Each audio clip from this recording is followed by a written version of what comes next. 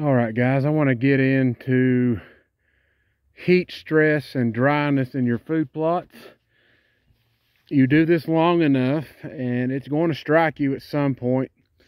And I am now entering a mini drought. It's not like overbearingly bad, but I haven't had no rain now in more than 2 weeks. But I've had searing hot temperatures. We're talking 95, 96. I think once we might have touched 97 maybe, but we've been averaging at least 90 or better for that time span. And I'm hoping that tonight will be our night that this breaks. So we do have a 50 to 60% chance of rain starting sometime around 8 o'clock this evening.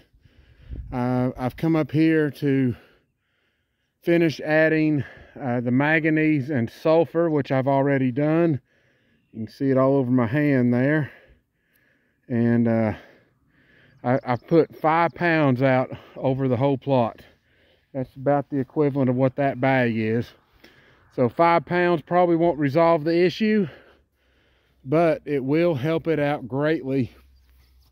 So at least as far as the guinea pig goes, section 3 is coated in trace minerals. I got 44 pounds of it out. I also have the manganese additional with sulfur additional down here in the bottom. So that end is what I'm looking for explosive growth.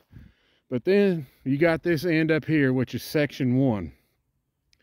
Your soil and how you manage your plots will tell you a lot about where your soil health is when it comes to holding moisture and surviving heat stress. Yesterday, my food plot started showing symptoms of heat stress, and today it's gotten even worse. But now that I've got some cloud cover, some of the plants have already started perking back up. But one of the things that's telling to me is the buckwheat plants. They wilt down whenever they don't get enough water. Growth can immediately stop if it's bad enough. So you can see how it's wilted down. Not enough water getting to this plant. It feels flimsy. So this plant right here is under stress. The soybean in here is also under stress and is really lagging behind because of lack of nutrition, lack of water, and heat stress on top of browse pressure. I did unfortunately find another new groundhog yesterday, so I'm back on groundhog duty and I'm going to try to finish him off. But at least I'm down to 1 for now. But you can see this whole area right here is literally under high stress. Leaves are changing colors now because water inflow is slowing down. Heat is really starting to zap the plot. Even over here, I am now starting to see soybean wilt. See how they're laying over? So now I really seriously need water. So what has led to this? Because this is the worst looking area of my plot. First off, it's all these dang rocks that have really inhibited this part of the plot's ability to hold water for longer periods of time. No matter, well, I can say this, every year since I've actually expanded up the hill, since I put this in, this is always the first spot to either die off or wilt back. It gets difficult when you're working with enough rocks, but over time it will get better. And this is actually better than what it has been. Used to, this place couldn't go more than a week without some sort of wilt, heat stress, and now I've went, probably in all reality, 2.5, not quite 3 weeks, but somewhere in there, 2.75 weeks without any additional rainfall. And I still have plants in here that are actually still trying to grow. So I know I've improved the quality of the soil. It's just going to take multiple cycles in here to fix it.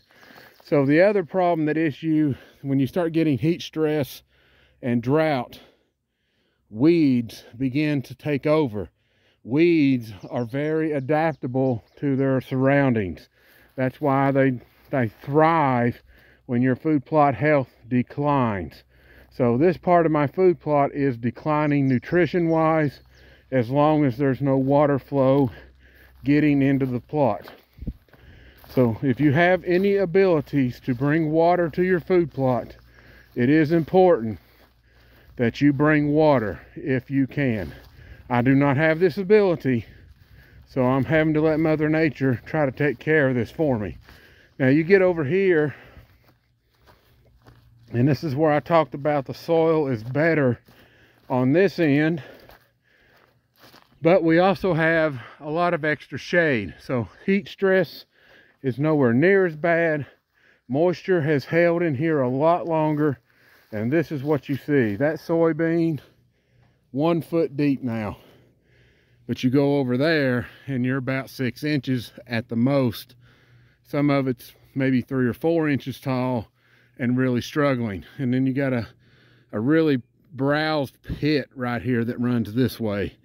They haven't really touched this that much. I mean, they've kind of nipped it along the way, but this end of the ground is shaded, far less stress. And then you see the difference. Much better nutrition here than the other part of the plot I was showing. Same thing down here. We have heat stress showing only because of exposed soil. So this is starting to show some stress now. See how the leaves are kind of cupped? They're trying to protect themselves now because of lack of water. And once it rains here, this growth will just immediately take back off again. But growth has slowed here, but it's taking longer for that to happen. On this end though, we have exposed soil, and we have soybean wilt that is starting up in here. So this area here is more stress looking than these other parts over here. That's why it's so important to try to get your food plots to canopy out and protect the soil. So if I hadn't screwed the pooch when I initially planted this area here would have already looked like that, and I would have had more moisture in here for a lot longer to work with. Same thing down here. The experimental zone is so thick right now. You're looking at buckwheat that is 3.5 to 4 feet deep in several places now, plus the mix of these other plants, and there's no wilt in this area. Matter of fact, things are just have gotten way greener than what they was. So this is continuing to show strong health because heat stress is at more of a minimum here because of how thick this area has gotten. Also, section 3, same thing here. Less stress is showing in here, although there are some plants in here starting to cup. That's what I call it. When the leaves turn up like this, they start to cup, and that helps some of the moisture problems. It's just trying to conserve moisture. And this area here, which is the old screen wall, is not as healthy and looks more stressed. The leaves have lost some coloring here. There's a lot more of them turned up or cupped up, and it's struggling more than section 3. 3 canopied out very rapidly. Now you can only do so much when it comes to drought. At some point, if you can't bring water up here, no matter what method I've chose, eventually when you're just out of water, you're in trouble. And everything that I'm doing is designed to take whatever water this ground collects and make it last as long as it possibly can. And right now, I think the ground is officially running on fumes. I can probably run another 7 to 10 days here. The looks of this is at least another 7 to 10, probably more like 10 to 12, but you never know. There is some buckwheat starting to wilt in here. I can see it now. So let's do 7 to 10 more days. It's not a lot of wilt, but some wilt. And it's going to have water. It's can't help it, but if I don't get it, then my plot has to grow with whatever it's got. And if rain does not return, your food plots are going to look really bad.